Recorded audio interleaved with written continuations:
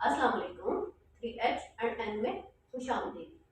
नाज़रीन, जैसे कि आप जानते हैं कि हम होम्योपैथी मेडिसिन के हवाले से डिस्कस कर रहे थे, तो आज लुपी के मटीरिया मेडिका से अगली दवा यानी कि जिंकमबेट के हवाले से बात करेंगे।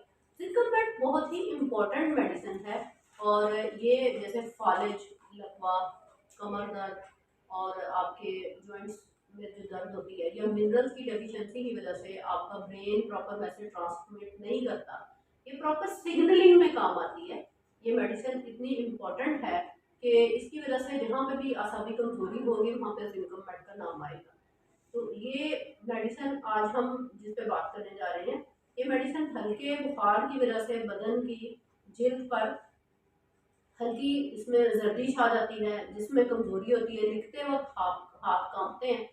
और इस दवा में ये खास अलामत जो पाई जाती हैं उसमें जिस्मानी बहुत ज़्यादा कमजोरी है। इसका पेशेंट एक और खूबी का एक और कैरेक्टर कह लें जो कि उसमें होता है कि उसमें वो जिस्मानी तौर पे बहुत कमजोर होता है, लेकिन जहनी तौर पे वो बहुत ज़्यादा चुस्त और एक्टिव होता है।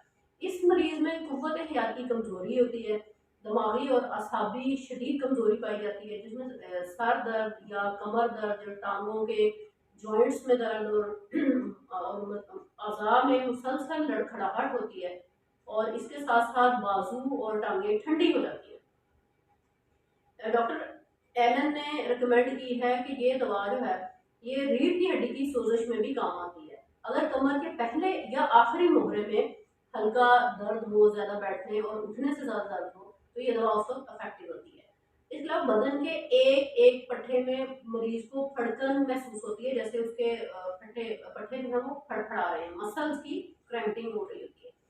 इसके अलावा सारे बदन में शदीद कपकपाहट भी होती है, ऐसी कपकपाहट होती है कि जिससे चारपाई तक हिल जाती है और ऐसा महसूस होता है कि रात को अगर मरीज सरहाने पर तकिए का सर रख के लेटा हुआ है तो वो तकिए के अंदर सर घुसाने की कोशिश करता है, यानी तकिए के अंदर घुसा जाता है और ऐसा महसूस होता है जैसे उसे झटके लग रहे हैं।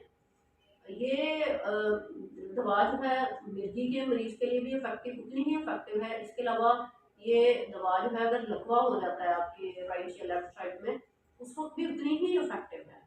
ये इस दवा की जो सिम्टम्स है उसमें पाँव का बदबूदार पसीना आना, पाँव का दबा हुआ पसीना अगर हो, जिसमें इससे अगर कंपेयर किए जाए तो सलेशिया एक और मेडिसिन बनती है। इसमें ये भी एक सिम्टम है कि बेहोशी में नींद का गालबा होना। ऐसी नींद गलबा पा जाती है कि इंसान जैसे बेहोश हो गया हो, यानी उसे कोई होश नहीं रहती। इसमें दिमागी सलाहियतें बिगड़ी हुई पाई जाती हैं। अब बच्चा अगर देर से बोलना शुरू होता है, बच्चे को एक बात को बार बार दोहराता है, तो उस वक्त है अगर आप आंख जो है आपकी वो खुद ब खुद फड़क रही है, यानी कि आंख आप इरादी तौर पे उसे नहीं चिपक रहे बल्कि गैर इरादी तौर पे।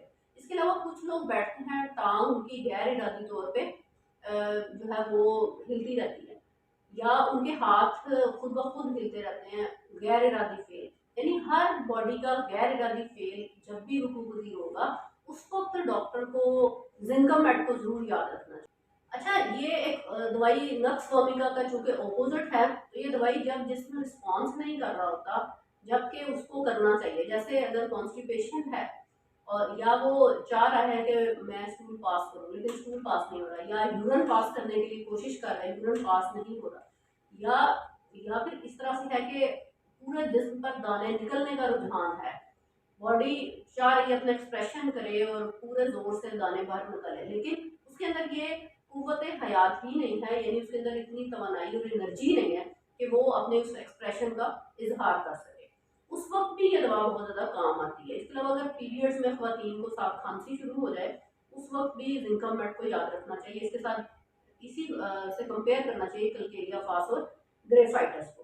अगर मरीज़ा को हल पीरियड बहुत जल्दी जल्दी और बार बार आ रहे हैं, उसमें ब्लीडिंग भी बहुत ज़्यादा हो रही है, उस वक्त भी ये काम आती है। इसके अलावा आपकी लेफ्ट ओवरी में अगर आपको मुसलसल बेचैनी हो और उसमें अगर सिस्ट पाया जाता है उस वक्त भी जिंकमेट को याद रखना चाहिए। जिस्म का भारीपन, उंगलियों की टिंगलिंग जो होती है, टिंगलिंग ऑफ और नमनेस ऑफ फिंगर टिप्स, कि आप कोई चीज़ पकड़ने की कोशिश करते हैं लाइक चाबियां या कोई और वो आपके हाथ से बार बार छूट जाती है, तो उस वक्त जिंकमेट जो है बहुत अच्छा काम करती है कि हमारे जो फिंगर टिप्स हैं इनके ऊपर आसाब होते हैं जो कि डायरेक्टली ब्रेन से जुड़े हुए होते हैं, और वो ब्रेन को मैसेज देते हैं और ब्रेन उसे ट्रांसमिट करता है और प्रॉपरली उसके ऊपर फंक्शनिंग होती है। जैसे हमारे हाथ से चाबियों का गिर जाना, या मुख्तलिफ चीज़ें पकड़ने से, या लिखते वक्त हाथ कँपाना, उस वक्त, या बच्चों में जब बहुत ज़्यादा कमज़ोरी हो जाती है, वो ज़हनी तौर पे कमज़ोर होते हैं, और उस वक्त या बुढ़ापे में भी जिंकम मैट बहुत ज़्यादा काम आती है। इसमें अगर चलते वक्त एकदम छींक आए और छींक से पेशाब खारिज हो जाए, इसमें कॉस्टिकम भी काम आती है और जिंकम मैट भी काम आती है। इसके लिए कंपेयर करना पड़ेगा इन दोनों मेडिसिन को डॉक्टर साहब को। पेशाब की नाली के अगले हिस्से और अज़ूए तनासुल में अगर फाड़ने वाले दर्द हो, और सुबह के वक्त पेशाब गंदला हो, जैसे स्याह रंग होता है, उस वक्त भी जिंकम मैट काम आती है। ये इस दवाई के बाद अमूमन कास्टिकम काम आती है, और कास्टिकम और जिंकम मैट की काफ़ी सारी सिम्टम्स जो हैं वो आपस में मिलती जुलती हैं, और इसके हेज के दौरान दबे हुए दाने जो है वो बाहर आ जाते हैं, और इसके अलावा जब भी अखराज होता है उससे बाकी जो अमराज हैं वो कम हो जाते हैं। चलने से, कमर दर्द को, या हरकत से, कुछ सख्त दबाव से खुली हवा में ये कमी वाक़ आ जाती है, यानी अगर आप चलेंगे तो आपकी कमर दर्द है उसमें कमी वाक़ आ जाती है। इसको अगर कंपेयर करना है, इसको एपस, बेलाडोना, साइक्लोटा, क्यूप्रम, जिनसेनियम, हेलिडोरस, लैक्सल, लाइकोपोडियम, फास्फोरस, रस्टॉक्स, सिलेशिया, इनके साथ आप कंपेयर करके देख सकते हैं।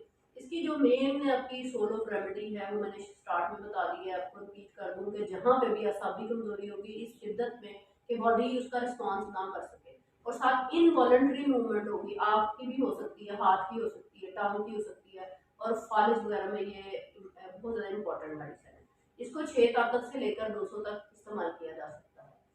तो उम्मीद है नाज़रीन आपको जिंकम मेट के हवाले से अच्छे से समझ आ गई होगी। ये मेडिसिन बहुत ज़्यादा इंपॉर्टेंट है, और उम्मीद है आप डॉक्टर के मशवरे से ये दवा इस्तेमाल करें।